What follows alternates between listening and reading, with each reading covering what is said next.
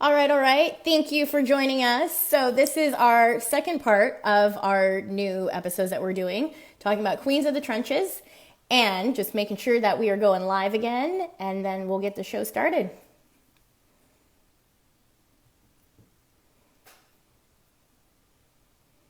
Once again, just want to thank everyone for joining us. We're super excited to do this. This is just all about the Queens of the Trenches as part of No Line, No Shine. So we're going to wait a couple minutes and then my guest is going to join us and we're going to start our interview. Just making sure that you guys can hear me, can see me, everything's good, technology's working. You never know.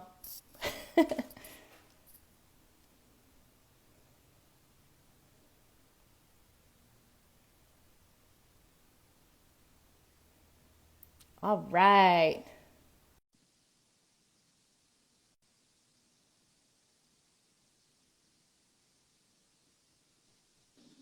There she is.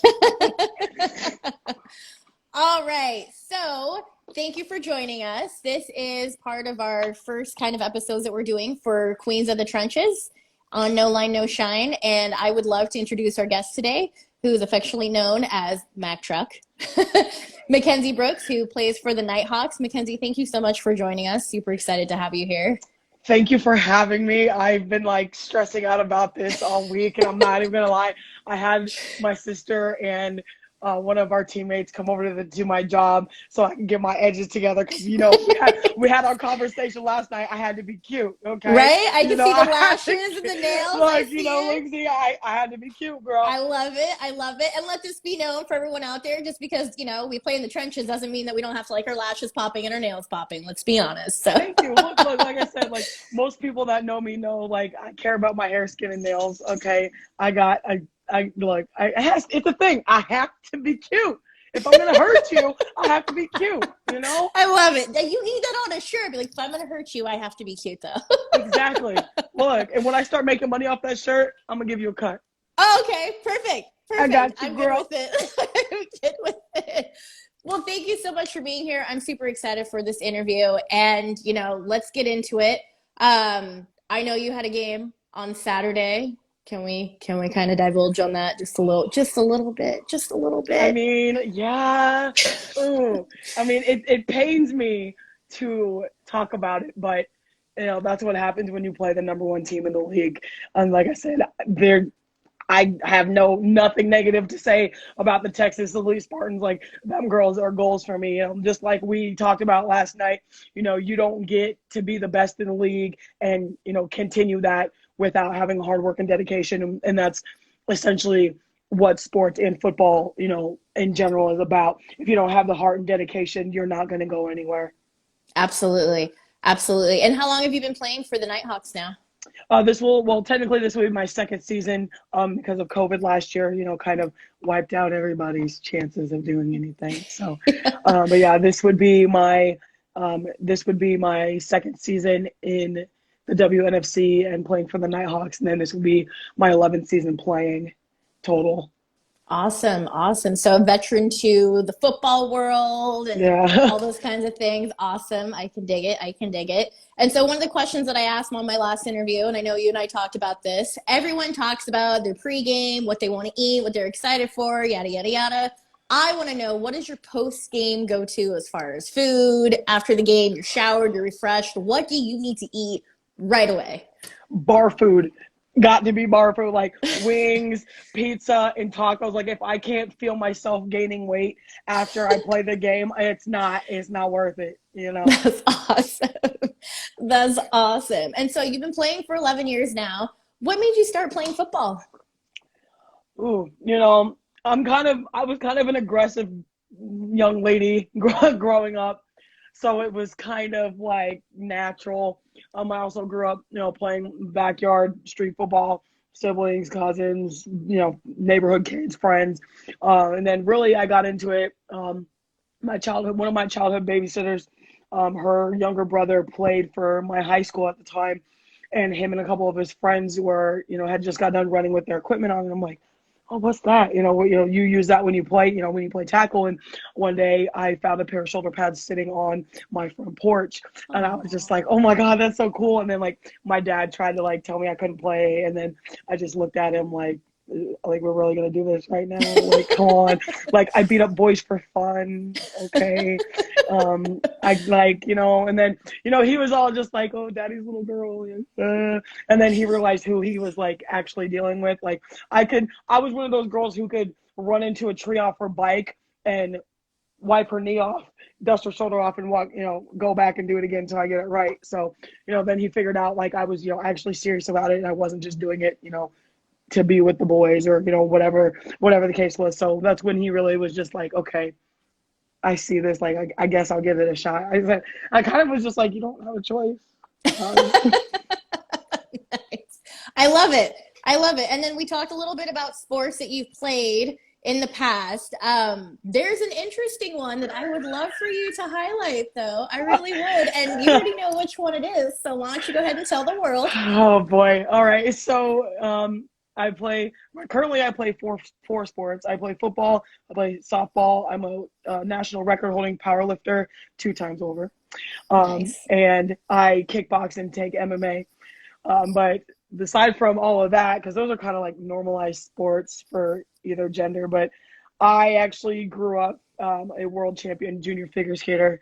I skated from I skated from ages 6 to like 19 or 20. So like right into my sophomore year of college, I was still actively competitive in junior world figure skating, United States Figure Skating Association, which is the same association that the Olympics run under, Ice Skating Institute, which is the junior levels of everything. So I attribute all of my uncanny athletic ability to that. I will always attribute it to that, because if I didn't have, those 17 years of, footwork and speed and agility, I would not be half the athlete I am today. That's for sure. That is so awesome. I think that's such a cool sport, that just how everything just interconnects into football, I think is a beautiful way to showcase it. And, a lot of people just assume, oh, you played football, you played soccer, you played softball. And then, here comes the caveat, ice skater. So I absolutely love it. The generalized reaction is, or like the video that I sent you yesterday. Yeah. With the highlight reel and then the skating at the end. I don't know how many people, and it's still to this day, I have people like still messaging me and just like, oh, your video keeps popping across my Facebook. Like, I can't believe you used to skate. I'm just like, yeah. And I will always attribute, no matter, like I said yesterday, no matter how successful I get in sports, you can never forget where you came from. And I think that's kind of the issue or problem that, some athletes have these days, is like they get on top and they get, to the successful point in their life, and then they tend to forget how they got there, or, those people who helped them along the way. And I do my best to keep humble, and figure skating was a very humbling thing for me, because I was not, and I'm still not built like a typical figure skater. Most figure skaters are built like this one of these little incense back here. I'm built like this giant cup. Okay. So, I wasn't very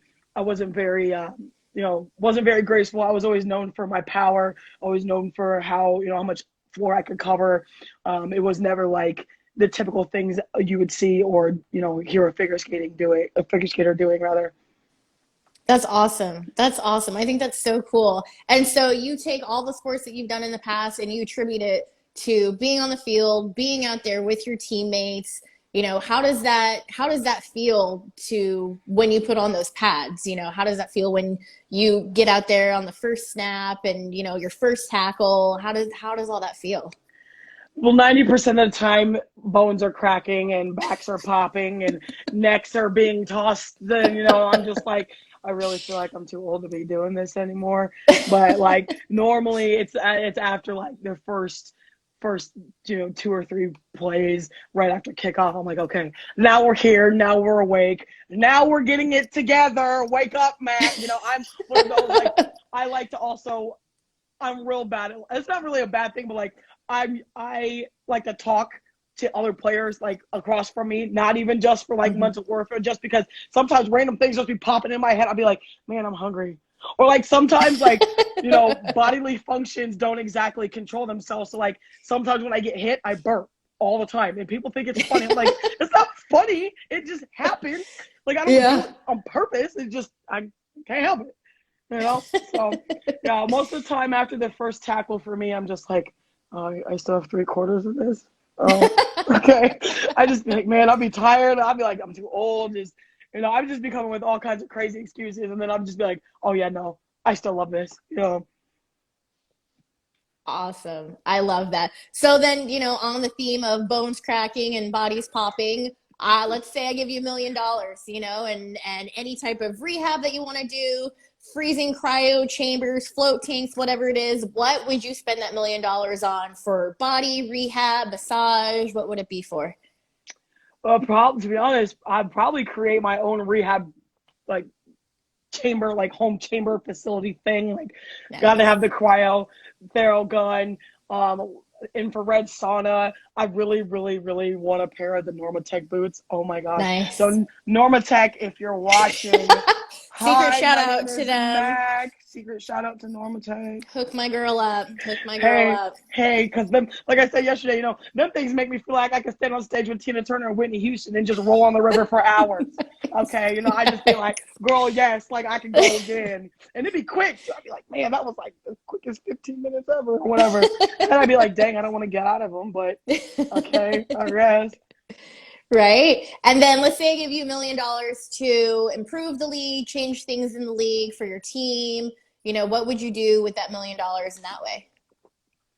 Ooh, well, I think half of it I would use on, you know, making sure that underprivileged athletes, whether they were kids or adults, had the means to be able to get equipment because I came from one of those, like one of those spots where I, you know, didn't have a lot of money to do stuff, and I didn't have a lot of money to, you know, get my equipment. Like, I mean, for like with figure skating, for example, you know, there was a couple years that I, you know, had to, you know, save my own allowance to get my skates sharpened or, you know, just things like that. So I would just try to make sure that there was, you know, there was some kind of like fund or, you know, scholarship to where we could give underprivileged athletes of any kind enough means to be successful in their sport, because that's to me that's the biggest thing is if you're an athlete you can't be successful without the proper tools and, you know, components.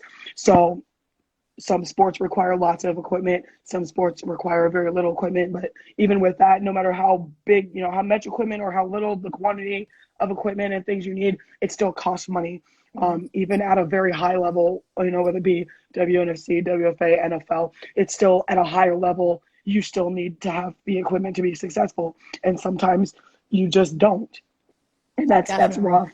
And I think the other half I would more than likely donate to like my high school and their sports program, and then I would use a little bit of it, you know, on myself and my team. You know, making sure, you know, people who needed dues paid were paid. You know, things of that nature. So I have a big heart, so I would much rather give as much as I can and spend a little than, you know, spend a lot and then not get back. Because like I said, no matter how far you go in your success with anything, you literally can't forget how you got there and where you came from. Because if you didn't have those stepping stones and obstacles, you wouldn't get there. You know, you wouldn't have motivation or, you know, whatever it is that drove you to get to that spot.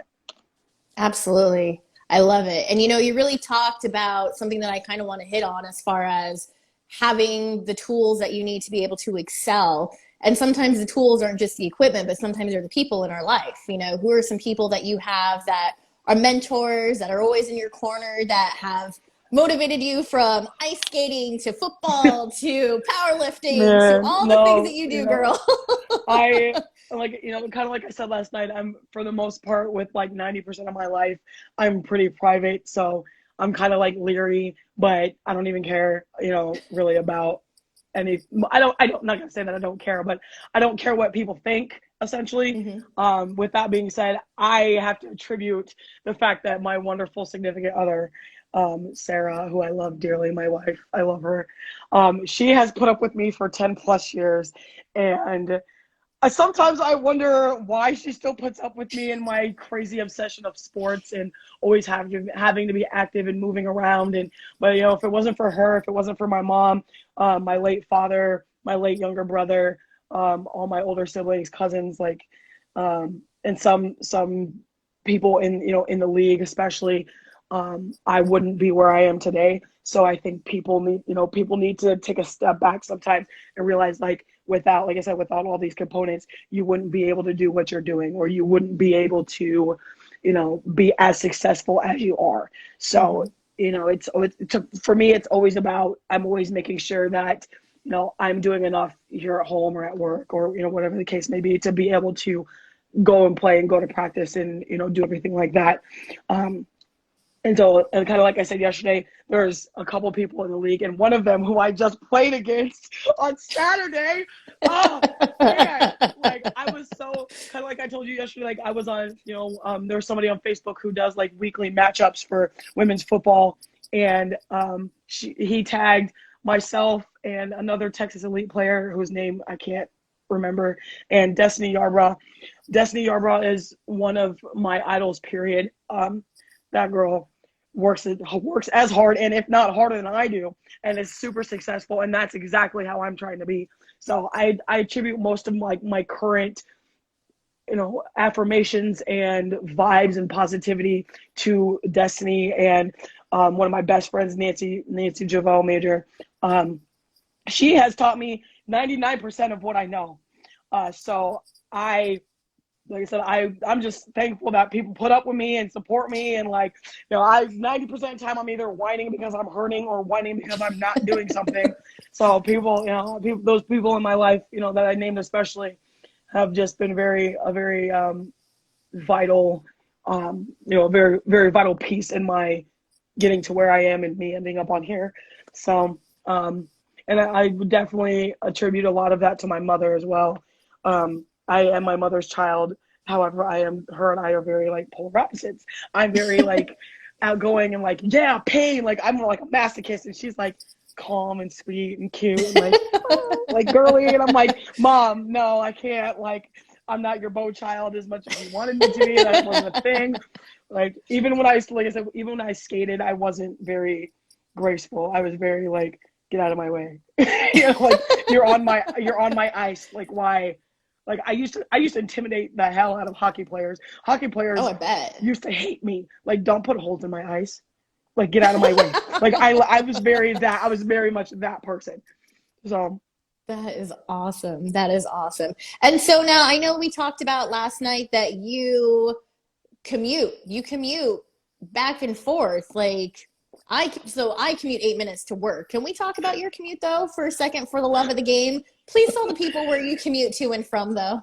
So I live in Des Moines, Iowa, and I commute from here to Lincoln, Nebraska, and Omaha, Nebraska, and Bellevue, Nebraska, and Papillion, depending on where our practices are. I mean, our games are in Bellevue, but sometimes we have practices all over Nebraska. So normally, on, like, a normal week for me, we'll have a weekday practice, which I normally can't get to, and then we'll have our weekend practices, which I, for the most part, can get to.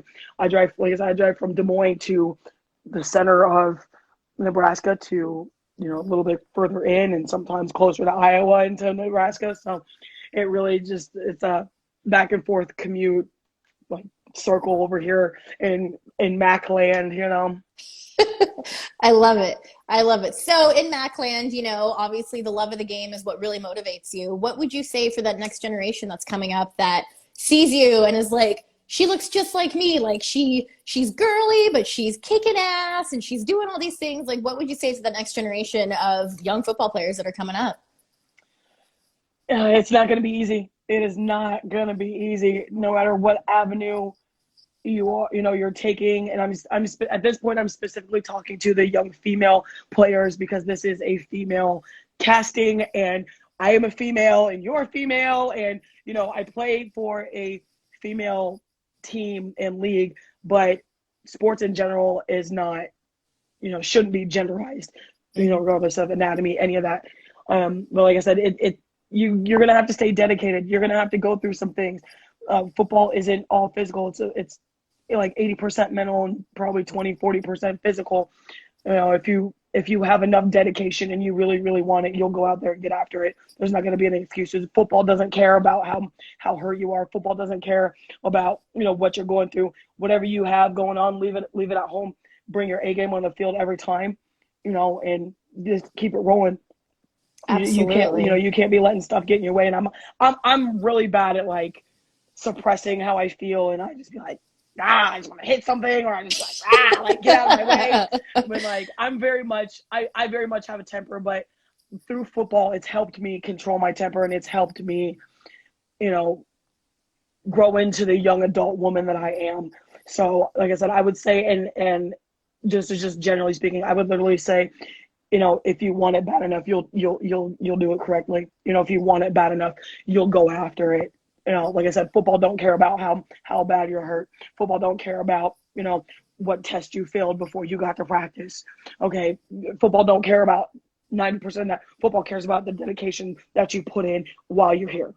Period. Absolutely. Absolutely. Definitely. Absolutely agree. So, as we talk about, the game that you guys just had, it's a little, I understand it. It's, yes, that's, yep. I kind of figured I would be getting that from you. How are you looking at the rest of the season as far as like, you're coming off this and, you guys are having a different mindset, a different approach. What are you looking forward to for the rest of the season? What are you looking to work on? And what are some takeaways, honestly, from Saturday? Saturday's takeaways. No one's beating Texas, period, ever in life. Let's see what else. I need to do more cardio. Like, I thought I was doing enough cardio, and that's not a thing. And Texas proved that, so that's fine. But I think overall, it just showed, like, the potential each of my players on my team have and can continue to build on from everything. Because like I said, last night we've had a bunch of things happen, lots of trials, tribulations, obstacles, lots of up and down adversity, but the fact like the core of us that are still there and still practicing and putting in work. For me, I would just like to see my team have more personal growth individually with each player rather than collectively. I mean, obviously I want to win and the team wants to win, but sometimes it's just not in the books. Sometimes some things happen and it's just like, okay, we have to have a plan A, B, C, D. We have to have all these plans going down the list. Right now we're at like D, E, and F. A, B, C, and D didn't work. Now we're, getting towards that bottom half of the list. So like I said, for me, it would just be for myself and my teammates and my players and coaching staff to, get lots of personal growth, lots of things that they've, either improved on from the beginning of the season, improved on from last year type thing. So that's really what I'm looking for at as myself being a captain and being a leader of the team. That's what I'm looking for personally. If I did say for just myself, I'm really gunning for an All-American spot. And that's been my personal mission this entire season, even prior to all the adversity that we've had. That's been my goal, is to just add on to my own personal accolades, because at the end of the day, I want to go into the Women's Football Hall of Fame, and I can't get there without my team, and I can't get there without continuing the grade of work, and I actually need to be a little bit better about what I'm doing and how I'm doing it. So, yeah. That's awesome. And, even speaking about adversity, like, gosh, 2020 was the year that nobody wanted to be a part of, and we got sucked into it. How do you feel that COVID changed the feel of women's football, the look of women's football, how it changed things for yourself as a player? 2020 in general was, just like you said, the year nobody wanted to be in or go back to or ever speak about again, because it just felt like everything happened so quick. The end of 2019 happens, and then the first sighting of COVID in the US, and then it was just a freaking domino effect across the board. Country shut down, take out food and alcohol, and parks were still open. Like I said yesterday, there was a point that first month that Iowa itself was shut down. I'm pretty sure I was running Gray's Lake over here twice a day, and it's almost it's 2.3 miles around one time. So imagine that, almost 6 miles twice every day. Yeah. Girl, I was thin. Okay, I was skinny. I was getting it. Okay, I was getting it. Like I said, that run up there, I could have been on tour with Destiny's Child. Girl, I was killing it. Like, real talk, I was killing it.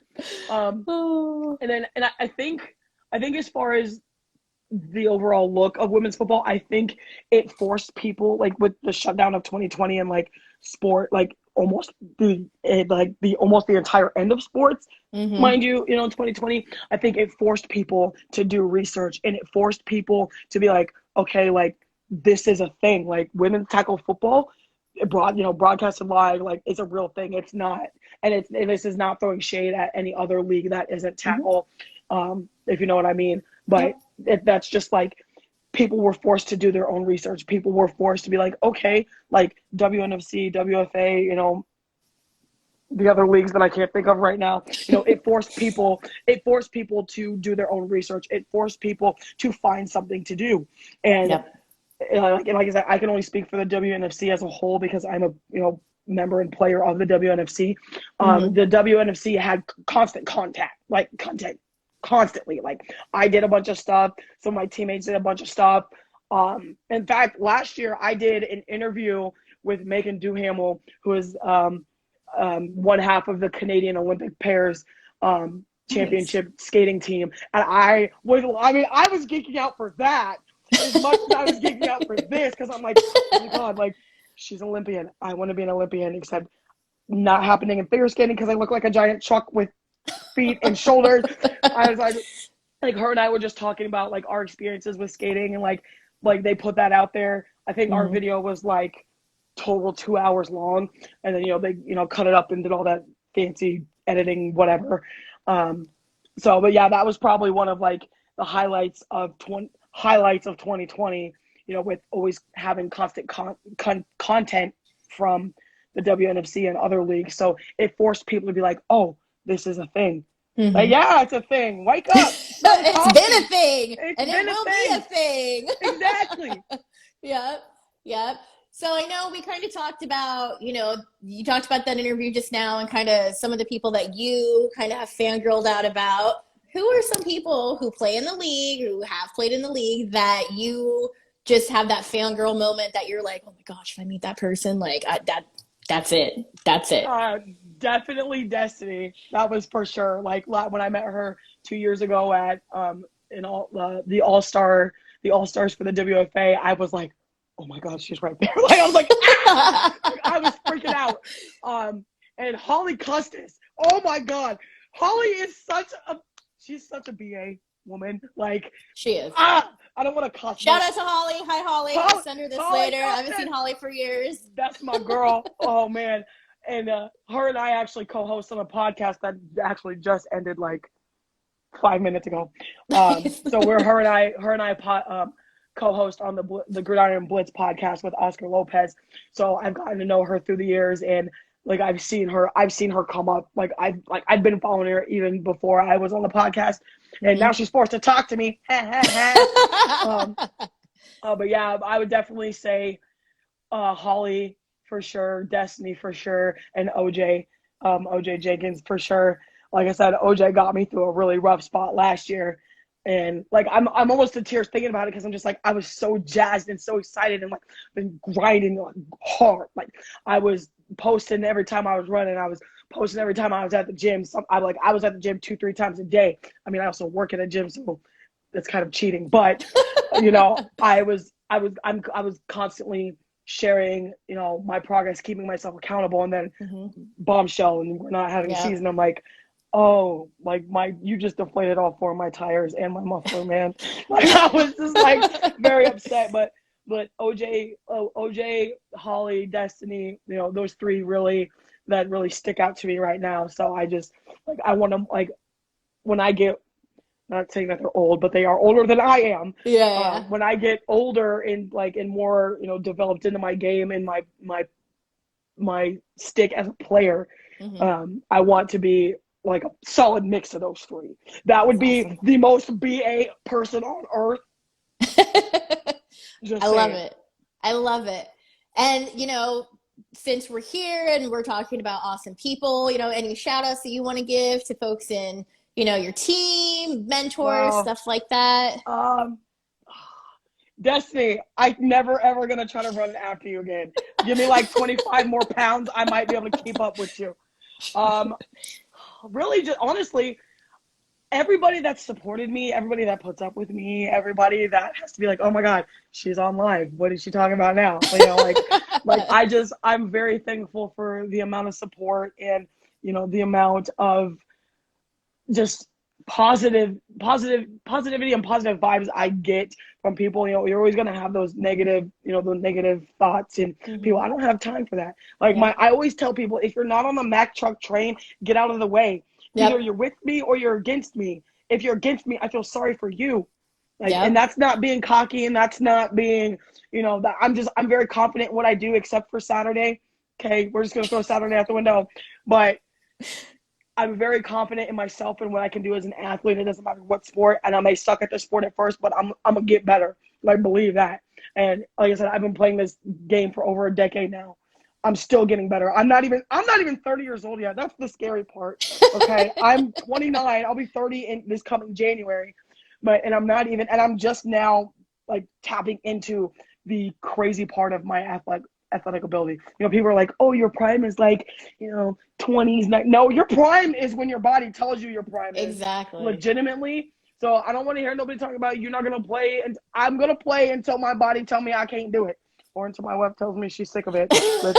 She already has, but I told her she doesn't really have a choice. So, and she still puts up with me for it. So it's, it's fine. And, kind of like I said yesterday, her and my relationship is different from everybody else's. So I don't care what none of y'all got to say out here. So if y'all don't like it, kick rock. You know what I'm saying? I love it. I love it.